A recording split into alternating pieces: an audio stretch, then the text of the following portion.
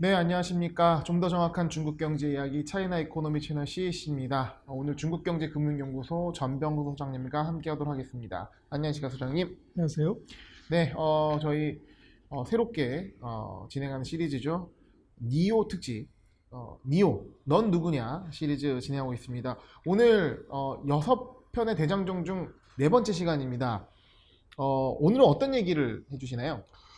그래서 뭐 한국에서 굉장히 관심이 많으신 그 전고체 배터리, 네, 뭐 중국에 지금 현재 주소가 도대체 어디에 있는가를 한번 볼까 합니다. 네, 그 니오가 던진 전고체 배터리에 대한 중국의 현주소. 그렇습니다. 예, 그래서 뭐 전 세계 최대 시장이 전기차 시장이 중국이고, 그러다 보니까 자연스럽게 뭐 전 세계 유명 자동차 회사들도 이제 전고체 배터리를 가지고서 시장에 출시하고 싶은 것이 중국이고, 또 중국은 시장 방어도 있지만 시장 선점을 위해서 이제 뭐 브로핑도 하고 어떻게 보면 R&D도 같이 하고 있기 때문에 지금 전고체 배터리에 가장 뭐 피 터지는 그 격전지가 중국이다. 그래서 중국의 상황을 한번 볼 필요가 있을 것 같아요. 네, 그래서 먼저 이제 그 고체하고 전해질 배터리의 모양인데요. 보시면 이제 왼쪽에 있는 것이 리튬이온 배터리고, 오른쪽이 이제 그 고체 솔리드 스테이트입니다. 보시면 양극, 음극의 사이에 이제 액체가 들어가 있는 것이 없어지는 거죠. 그리고 거기에 이제 그 분리막이 필요가 없어지는. 그래서 뭐 왼쪽에 있는 그림으로 놓고 보면 이런 형태가 되겠죠. 그래서 음, 모양이 이제 가운데가 그 액체가 없어지면서 네, 사이즈도 훨씬 더 줄었죠. 네, 그래서 지금 뭐 니오 같은 경우가 지난 시간에 말씀을 드렸지만 1000km를 가는 꿈의 배터리를 이제 하겠다고 하는데 바로 이 구조를 쓰지 않는다는 거죠. 네, 그래서 지금 이제 전고체 배터리를 쓰게 되면 첫 번째 이제 불이 날 염려가 없고요. 네, 그다음에 부식될 염려도 없고, 네. 그리고 온도에도 강하고요. 그리고 휘발이 되는지 이런 문제도 없어진다는 거죠. 너무 좋은데요. 그런 네, 이제 네 가지의 강점이 네, 있고, 그래서 뭐 이제 근본적으로 놓고 보면 뭐 전기차가 하여간 그 전기를 적게 먹는다고 하는 것은 무게도 관련이 있는데, 이 배터리의 양을 늘리면은 멀리는 갈 수 있지만 차무게 때문에 문제가 되는데, 지금 전고체 배터리를 쓰게 되면 이 사이즈 자체가 줄어드는 거죠. 네, 그러면 다른 공간을 많이 늘릴 수가 있고, 그리고 지금 왼쪽에 보시는 것이 그 전해질 배터리입니다만은 분리막이 있고 양쪽에 이런 것이 있지만, 지금 그 고체 배터리는 모양이 완전히 다릅니다. 그래서 음, 중간에 이제 뭐 불필요한 이런 것들이 싹 다 없어지고 고체가 안에 들어가는 거죠. 네, 그래서 뭐 사이즈로 보면 다시 놓고 보면 왼쪽에 있는 것이 전통 리튬 이온이고 오른쪽이 고체 배터리인데, 보시면 현격히 이 사이즈가 줄어들죠. 물론 네, 성능도 성능이고 안전성도 안전성이지만 이게 확 줄어드는. 이러다 보니까 이제 모든 그 배터리 회사들이 이제 뭐 여기다 목숨을 걸죠. 그래서 네, 현재로 놓고 봤을 때는 이제 니켈, 그 코발트, 망간 811, 요게 이제 현재로 봐서는 가장 높은 이제 용량을 가진 것이고, 비율이죠. 그렇죠. 네, 그리고 이제 금속으로 넘어가면 이것이 이제 3860까지 올라갑니다. 네, 그래서 지금 미국, 일본, 독일, 중국 다가 지금 고체 배터리에 대해서 정부가 여러 가지를 하고 있지만, 중국 같은 경우는 2025년, 2030년 정도의 장기 계획을 잡고 있는 것이 네, 중국입니다. 그래서 가장 뭐 이제 열심히 하고 있는 데가 바로 이 정도고, 그래서 지금 놓고 보면 그 삼원계 리튬 이온 배터리로는 뭐 한 300에서 한 400 정도 이제 가는 걸로 네, 그렇게 지금 가고 있고, 그러나 이제 고체 배터리가 되면 이것은 뭐 이제 현격하게 이제 차이가 나게 되고, 그리고 이제 충전 횟수가 이게 이제 엄청난 차이가 나는 거죠. 네, 그래서 한 4만 5천 회까지도 할 수 있다. 음, 그래서 뭐 배터리에 여러 가지 이제 이점이 있는데, 그래서 지금 니오 같은 경우는 지난 시간에 말씀을 드렸지만 이것이 고체가 아니고 혼합 하이브리드입니다. 그래서 물론 이것은 양산을 들어갔다는 것이 아니고 이런 것을 연구하고 있고 하고 있다는 겁니다. 네, 그래서 제품 출시는 2년 뒤. 네, 근데 그것도 이제 본인이 직접 한다는 것이 아니라 바로 어느 회사하고 해야 되는데, 지금 거기는 이제 산화물, 황화물, 뭐 유기물 세 가지가 있고, 그게 다 일장일단이 있어요. 네. 근데 지금 중국 기업들 세 개 회사가 지난주에 말씀드린 웨이란, 칭다오, 회이닝이라는 요 세 개 회사는 다 산화물 쪽을 갖고서 지금 이제 고체 배터리에 트라이를 하고 있습니다. 네. 그래서 지금 뭐 전 세계적으로도 이게 초미의 관심사이기 때문에 이 세계 그룹으로 나눠져서 유기물 쪽 하고 있는 데가 있고, 또 BMW나 뭐 토요타 같은 경우는 이제 황화물 쪽에 있고, 지금 이제 그 우리 LG나 또 중국의 그 깜펑 리튬이나 이제 칭다오 같은 이런 회사들은 또 퀀텀 스피릿도 마찬가지로 산화물 쪽으로 접근하고 있습니다. 그래서 세 가지 기술 경로 중에서 세 가지가 누가 우위라고 지금 얘기할 수 일장일단이 다 있기 때문에 네. 그래서 서로 다른 분야에서 이제 경쟁을 하고 있다 이렇게 볼 수가 있고요. 지난 시간에 잠깐 말씀을 드렸지만 지금 니오가 가장 이 최선단이라고 하는 배터리 수준은 이 고체 배터리로 하기 전에 아주 초보 단계 네. 그 어떻게 보면 혼합 하이브리드. 그래서 네. 앞으로 가는 것은 혼합 하이브리드 말고 반고체 상태, 중고체 상태, 전고체 상태 이 네 단계 중에서 이제 첫 번째 단계에 겨우 들어와 있는 단계다. 네. 뭐 그렇게 지금 볼 수가 있고요. 그래서 요것에 이제 성능으로 보면은 300 정도 요 정도 레벨의 수준이고, 이게 이제 한 500 정도는 가야 제대로 된 이제 전고체 배터리라고 하는데, 지금 니오의 경우는 아마 그 수준의 그 3분의 2 정도 가는 네.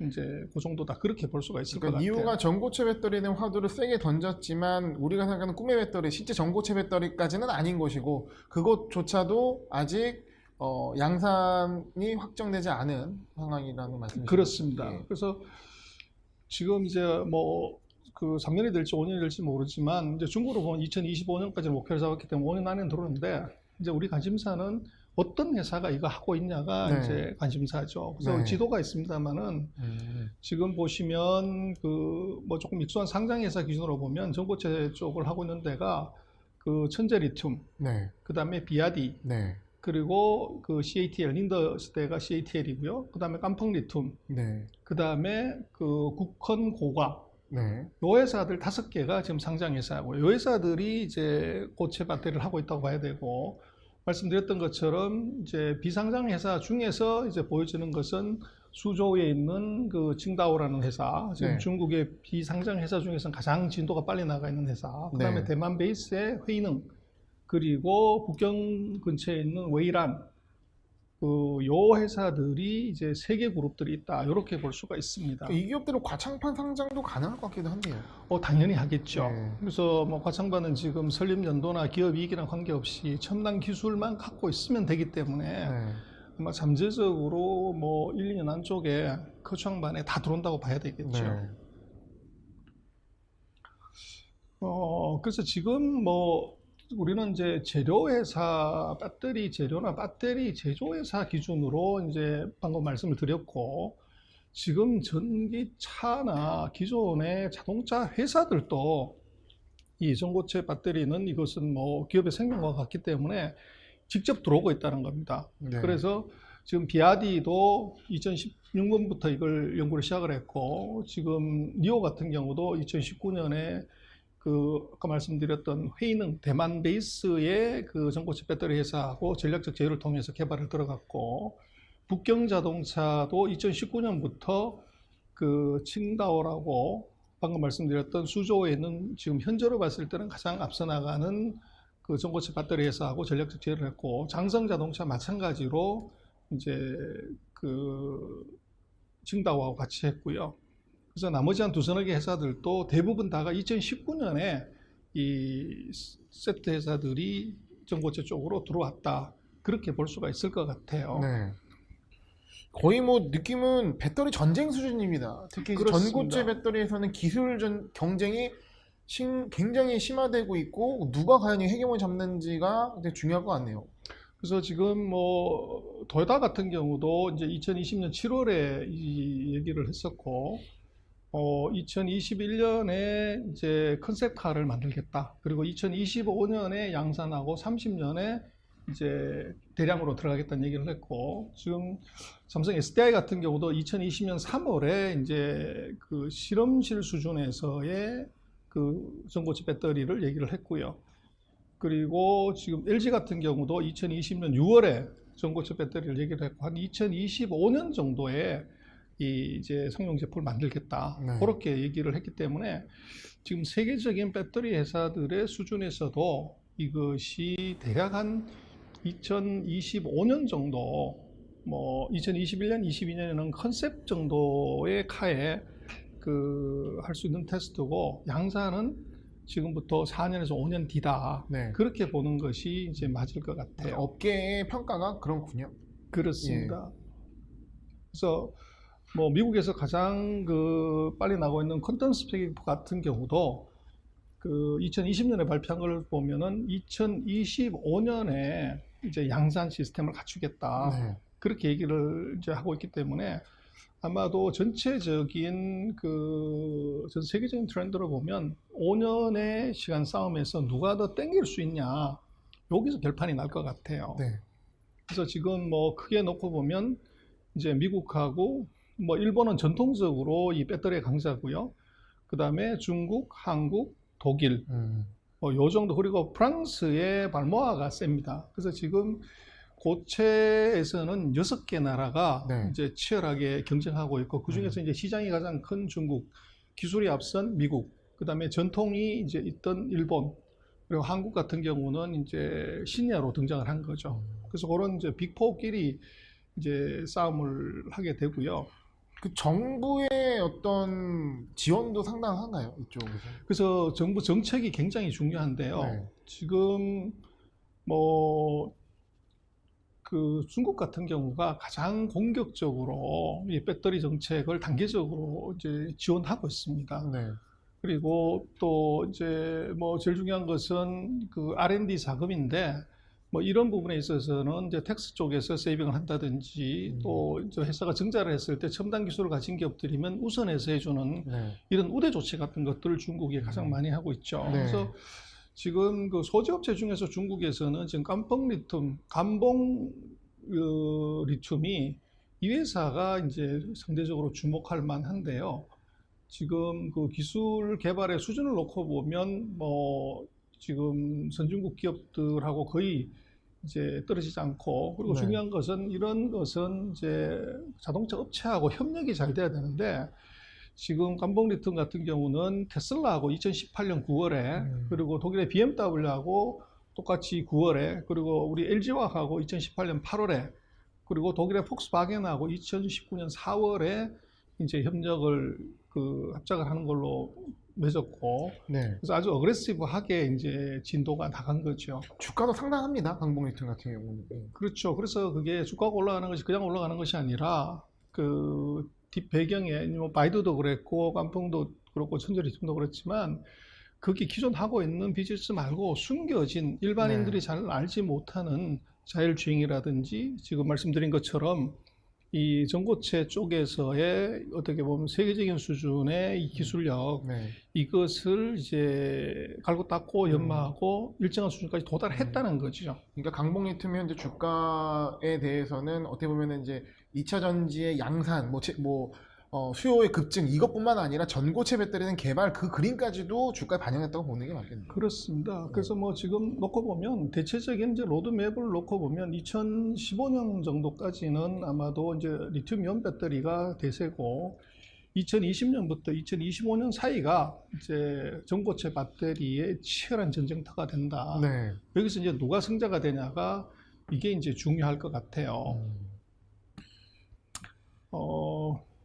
그래서 뭐 대체적으로 놓고 보면 지난 시간에 얘기 드렸던 현재 수준으로 보면 이제 MCM 811 정도 수준이 양극에서 가장 세고, 그리고 지금 음극에서는 아마도 실리콘 카바이드 정도, 리오가 얘기했던 그 정도들이 이제 될 것 같은데, 이것 모든 것이 다가 앞으로 한 5년 사이에 이것이 이제 전고체로 가는 과정에서 신기술이 나오고 개발이 되는 이제 그런 수준으로 갈 것 같습니다. 네.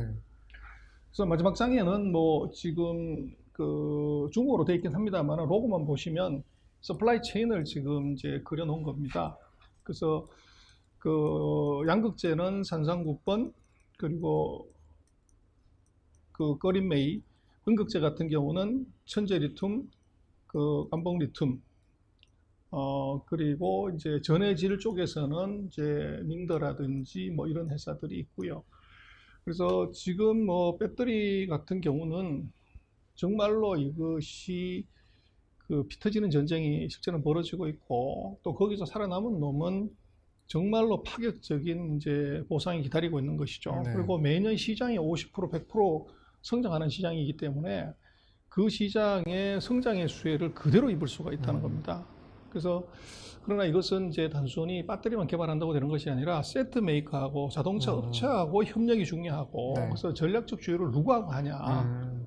이것이 굉장히 중요한 포인트가 네. 될 것 같아요. 그래서 네. 앞으로도 아마 뭐 전고체 배터리 뭐 이렇게 얘기만 뭐 많이 나오겠지만, 첫 번째는 그 상대적인 기술력의 수준, 네. 그리고 그 양산의 단계, 네. 그리고 중요한 것은 이것을 누구하고 이제 그 세트 메이커하고 전략적 제휴를 하는 것인가, 네. 그 세 가지를 이제 지속적으로 체크를 해야 될 것 같습니다.